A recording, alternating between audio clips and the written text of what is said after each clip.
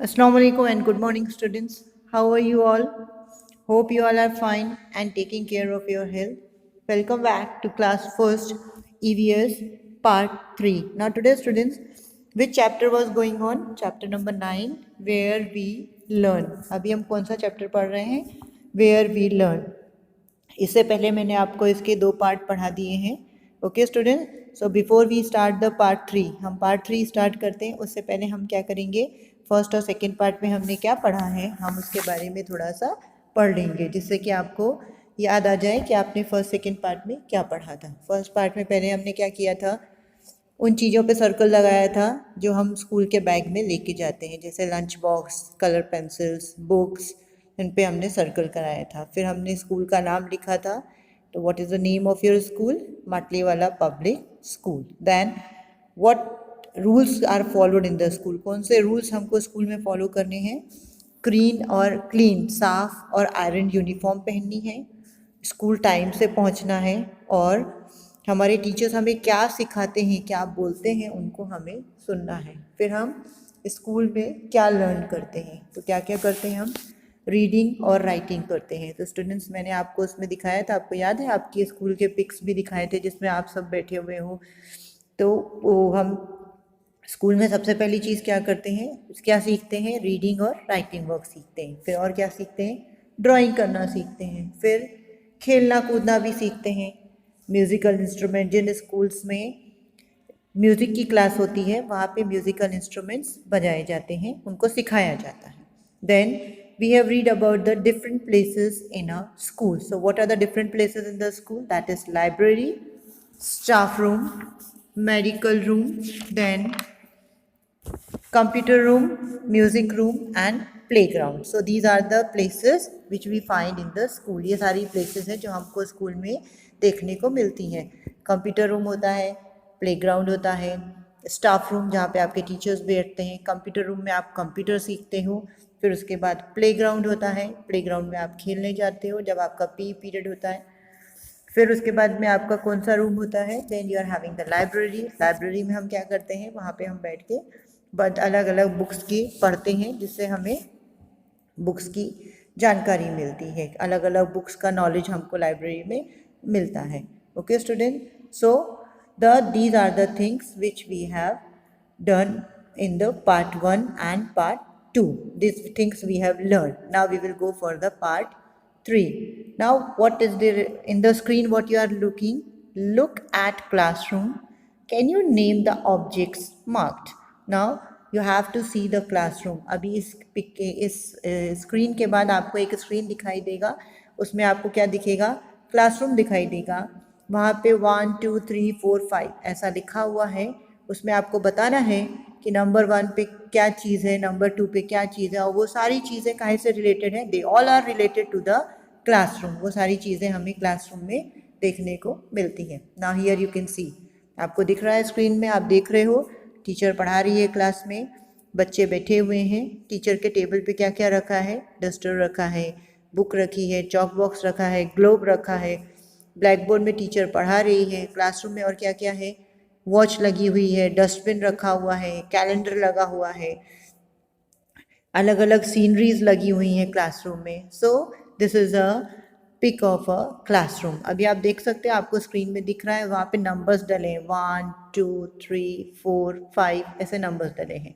उन नंबर्स को देख के आपको बताना है कि नंबर 1 पे कौन सी चीज़ है. नाउ हियर यू कैन सी, आपने देखा मैंने आपके लिए लिखा हुआ है, और आपको भी इसको लिखना है, ऐसे ही आपको लिखना है. नंबर 1 पे क्या है? ब्लैक बोर्ड है. ब्लैक बोर्ड काहे के लिए यूज़ होता है? टीचर उस पर लिख के हमें क्वेश्चन आंसर्स हैं या चैप्टर एक्सप्लेन करती है ब्लैक बोर्ड में. नंबर 2 पे क्या है? What is there in the number 2? Yes, very good, it is dustbin. क्या है ये? डस्टबिन है. इसमें हम क्या करते हैं, क्लासेस में हम पेंसिल शार्प करते हैं या कोई कचरा होता है हमारे पास में, तो हम उसको किस में डालते हैं? डस्टबिन में डालते हैं. Okay student, so now number 3. What is number 3? Number 3 is a globe. Globe क्या होता है? अभी आप बड़ी क्लासेस में जाओगे तो आप उसमें ऐसे सब्जेक्ट आएगा आपका, उसमें आपको ग्लोब के बारे में पढ़ोगे. ग्लोब के ऊपर पूरा वर्ल्ड का मैप, हमारी जो दुनिया है उसका मैप उसके ऊपर बना होता है, और हमें कोई चीज़ फाइंड करनी होती है ना, तो ईजिली हम उसको बॉल के जैसा होता है वो, बॉल के जैसे उसको गोल गोल घुमा के हम उसको देख सकते हैं। कोई भी चीज़ को हमें ढूंढना है तो हम ढूंढ सकते हैं। Okay student, now the number 4 is chalk box. Chalk box तो आपको पता है टीचर यूज़ करती है ब्लैक बोर्ड में लिखने के लिए चॉक का, और वो लिख के आपको सारी चीज़ें बताती है बोर्ड के ऊपर। So that is called a chalk box. Chalk box है, उसके अंदर बहुत सारी चॉक्स होती हैं। Now number 5 is duster. Duster का क्या काम होता है? What is the use of the duster? Teacher अगर बोर्ड पे कुछ लिखती है तो वो काहे से रब करती हैं उसको? डस्टर से रब करती है। आपने देखा है ना, आप जब स्कूल में आते हो तो टीचर आपको कुछ बोर्ड पे लिखवाती है, तो जब आप लिखने का काम कंप्लीट कर लेते हो तो वो क्या करती है? डस्टर से उसको रब कर देती है। So these are the things which we find in the classroom. Now I have written for your convenience. अगर आपको बराबर है पिक में बराबर क्लियर नहीं हुआ है तो मैंने ये आपके लिए अलग से लिखा है, आप इसको देख के लिख सकते हो. So the spelling of black board is BLACK, black, BOARD, board, black board. Next is dustbin, DUST, dust, BIN, bin, dustbin. Number 3 is globe, GLOBE, globe. Number 4, chalk box, CHALK, chalk, BOX, box, chalk box. Number 5 is duster, DUSTER, duster. So the students, these are the spellings which you have to write in your you have to write in your textbook and with the help of the pencil. Okay students, now see the next one. Now this is a quick question. Do you switch off the lights and fans when you leave the classroom? अभी जब आपसे ये question पूछा गया है कि जब आप जो क्लास छोड़ते हो, आप क्लास से अगर पी पीरियड के लिए जा रहे हो या कंप्यूटर रूम क्लास के लिए जा रहे हो या लाइब्रेरी में जा रहे हो, तो क्या आप लाइट और फैन बंद करते हो? Are you switching them off? आप उनको बंद करते हो कि नहीं करते? तो ये क्वेश्चन का आंसर आपको खुद देना है. You must write this answer in the comment box.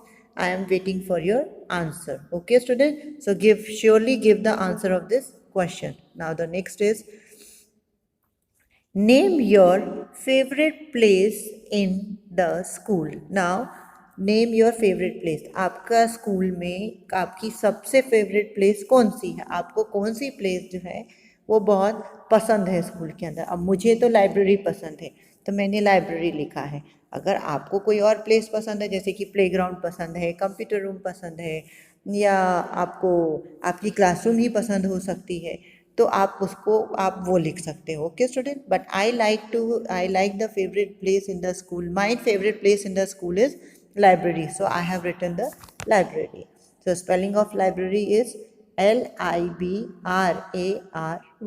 The spelling of this is the spelling of library. Okay student, so the next, what is you are seeing, there are some more people who help us at school. Now some other peoples are there. Teachers के अलावा दूसरे भी लोग होते हैं जो हमें school में हेल्प करते हैं. अब उसके बारे में हम पढ़ेंगे. ओके स्टूडेंट, तो वो कौन कौन से होते हैं? इट माइट बी गार्ड हो सकता है, देन बस ड्राइवर होते हैं. ये सब होते हैं जो हमें स्कूल में हेल्प करते हैं. Now we will see one by one, हम एक एक करके देखेंगे. Now the first one is a guard. You can see the spelling of guard is GUARD, guard. Guard का क्या काम होता है? आपने देखा ना, आपके स्कूल में भी डोर के जो गेट होता है, स्कूल का जो गेट है उसमें गार्ड खड़ा होता है ना. तो गार्ड क्या करता है? हमारे स्कूल के गेट पे खड़ा होता है. किसी को कोई इन्फॉर्मेशन चाहिए होती तो वो इन्फॉर्मेशन देता है, और वो उसका क्या काम होता है, वो ये भी देखता है कि कोई अननेसेसरी पीपल हमारे स्कूल में ना आए. Okay student, so see what is the work of guard. The guard take care of the safety of the school. अभी स्कूल की जो सेफ्टी होती है ना, सेफ्टी मीन्स कि कोई दूसरे स्कूल के बच्चे स्कूल में बिना रीज़न ना आ जाए, या कोई भी जिसका स्कूल में कोई काम नहीं है वो ज़बरदस्ती स्कूल में आके कोई भी गलत काम करें, या कोई भी हमारे स्कूल में गार्डन है वहाँ से कोई फूल तोड़ के ले जाए या पेड़ तोड़ के ले जाए. तो स्कूल की सेफ्टी का ध्यान कौन रखता है? It is the work of a guard. ये गार्ड का काम है, वो हमारे स्कूल की सेफ्टी का टेक केयर करते हैं। Okay students, so guard is also an important person in our school. जो गार्ड जो है ना, जो हमारे स्कूल की केयर करता है, वो भी एक इम्पॉर्टेंट पर्सन है स्कूल के लिए। अभी हमारा शाम को स्कूल बंद हो जाता है, हम तो घर चले जाते हैं, पर स्कूल की देखभाल कौन करता है? That guard is taking care of the school. वो स्कूल के अंदर रह के स्कूल की सेफ्टी का ध्यान रखता है। So students, read after me once again. The guard takes care of the safety of the school. Okay student, now the next one, who is the next one who helps you in the school?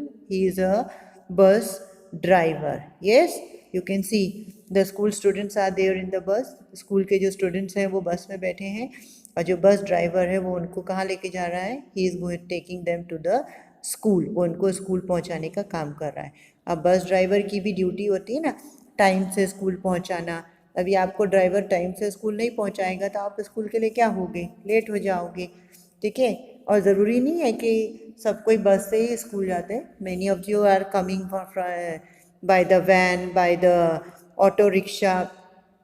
तो these all are, मतलब जो लोग van चलाते हैं, जो लोग auto rickshaw चलाते हैं, उनको भी हम क्या बोलते हैं? उनको भी ड्राइवर बोला जाता है। So these are also important person. ये भी इम्पॉर्टेंट पर्सन है। क्यों? क्योंकि ये हमारे को स्कूल पहुंचाने में हेल्प करते हैं। अगर ये हमें टाइम से स्कूल नहीं पहुंचाएंगे तो हम स्कूल के लिए लेट हो जाएंगे। Now we will see the work of the bus driver. The bus driver picks us up from our homes and drops us at school. अभी बस ड्राइवर क्या करता है? हमें हमारे घर से पिक करता है, मतलब घर से हमारे को अपनी बस में बैठालते हैं और हमें स्कूल में ड्रॉप करते हैं। ड्रॉप मीन्स हमारे स्कूल में छोड़ते हैं। So he is also an important person. Bus driver is also an important person. Students, read after me. The bus driver picks us up from our homes and drops us at school. Picks का मतलब होता है उठाना, मतलब वो हमें school से, हमें घर से लेके आता है। पिक्स मतलब, here the meaning of pick is उठाना, मतलब हमें स्कूल से, घर से उठाते हैं। और ड्रॉप का मतलब क्या होता है? स्कूल में छोड़ देना। ड्रॉप मीन्स छोड़ना। तो the work of the bus driver is to pick up from the home and drops us at school. Now we will see the next one. What is the next one? You can see knowing is fun. Now we are going to learn about something new. कुछ आप नया आपको जानने को मिलेगा। Many years ago, children used to go to the house of their teacher to study. They also used to live there. This place was called a Gurukul. अभी many years ago, बहुत साल पहले क्या था? चिल्ड्रन जो थे ना, बच्चे जो होते थे, मतलब जब पुराने, जब ऋषि मुनि होते थे ना, पुराना टाइम था, तो वो लोग क्या करते थे? बच्चों को, जैसे अभी आजकल होता है ना, आप लोग, मम्मी आप लोग को बोर्डिंग स्कूल में डाल देती हैं, हॉस्टल में डालती हैं, तो वहाँ पे आप जाके हॉस्टल में पढ़ाई करते हो। पर वैसे ही पहले के टाइम पे क्या होते थे? गुरुकुल्स होते थे। तो वहाँ पे बच्चे क्या होते थे? वो उनके अपने टीचर के घर जाते थे। उनके लिए घर जो होता था वो घर पे जाते थे, और टीचर्स उनको वहीं पे पढ़ाई कराते थे, सारी चीज़ें सिखाते थे। मतलब वहाँ पेरेंट्स नहीं होते थे, खाली सब जगह के अलग अलग बच्चे होते थे, और वो बच्चे टीचर के घर पे ही रह के, उनके घर पे रह के वो पढ़ाई करते थे। They also use to live there, वो मतलब रहते भी टीचर के घर पे ही थे, खाना पीना सब उनका वहीं पे होता था। This place was called a Gurukul. पुराने टाइम पे उसको गुरुकुल बोला जाता था, और आज के टाइम पे हम उसको कौन सा स्कूल बोलते हैं? It is called a boarding school. उसको हम हॉस्टल या बोर्डिंग स्कूल बोलते हैं। Okay student, now here you can see the picture. Picture में आप देख सकते हो ये गुरुकुल है। वहाँ पे पेड़ के नीचे जो है उनका टीचर है, जिसको हम साधु या ऋषि मुनि बोलते हैं ना, वो पेड़ के नीचे बैठे हैं, उनके सामने बच्चे बैठे हुए हैं और वो उनको पढ़ाई करा रहे हैं। और पीछे आप देख रहे हो वहाँ पे एक छोटा सा घर जैसा दिख रहा है, वो घर किसका है? वो उनके टीचर का घर है, और बच्चे भी टीचर के साथ वहीं पे उसी घर पे रहते हैं। And this place is called a gurukul. In the olden times we use to call it gurukul. What is the spelling of gurukul? GURUKUL, gurukul. इसको हम क्या बोलते हैं? गुरुकुल बोलते हैं। एंड नाउ डेज, आज के टाइम पे हम उसको क्या बोलते हैं? बोर्डिंग स्कूल या हॉस्टल बोलते हैं। जहाँ पे बच्चे जाके रह के और पढ़ाई करते, पेरेंट्स से दूर रहते हैं। ऐसे ही ये भी वैसा ही पुराने टाइम पे भी होता था। तो student, this was the end of your chapter. Hope you all have understand nicely. आपको सारी चीज़ें अच्छे से समझ में आ गई होंगी जो भी मैंने आपको एक्सप्लेन की है। अभी मैंने आपसे एक क्वेश्चन पूछा है, तो आपको उसका रिप्लाई देना है कमेंट बॉक्स में। Okay students, have a nice day. Thank you. Take care of your health. अल्लाह हाफिज़।